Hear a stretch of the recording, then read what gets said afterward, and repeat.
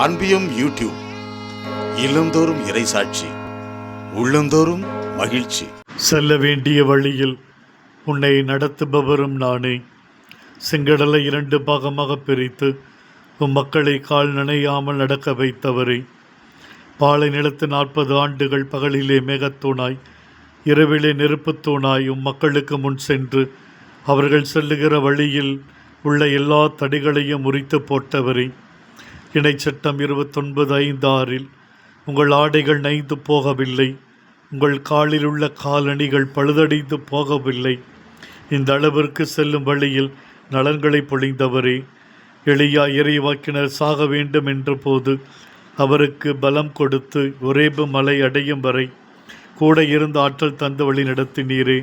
பயத்தோடும் சஞ்சலத்தோடும் எம்மாவு நோக்கி பயணித்த சீடர்களோடு ஒரு வழிப்போக்கனாய் பயணம் செய்து மனக்கண்களை திறந்து அப்பத்தை பெற்று கொடுத்து உம்மை வெளிப்படுத்தி நீங்கள் செல்ல வேண்டிய பாதை எம்மாவல்ல, எருசலேம் துன்பத்தின் இடம், சாட்சியத்தின் இடம் என்று அறிவுறுத்தி உமக்கேற்ற சாட்சிகளாயும் சீடர்களை நிலைநிறுத்தியவரே.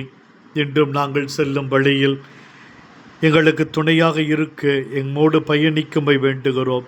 விபத்துக்கள், ஆபத்துக்கள், பிரச்சனைகள் அனைத்திலிருந்தும் எங்களை பாதுகாத்து சுகமான பயணங்களை கொடும். எங்கள் வாழ்க்கை வழியை ஒவ்வொரு நாளும் எங்களுக்கு காட்டி வழிநடத்திட வேண்டுகிறோம். இந்த அன்பியம் யூடியூப் சேனலை நீங்கள் ஷேர் பண்ணுங்க, சப்ஸ்கிரைப் பண்ணுங்க, லைக் பண்ணுங்க. Wish you all the best.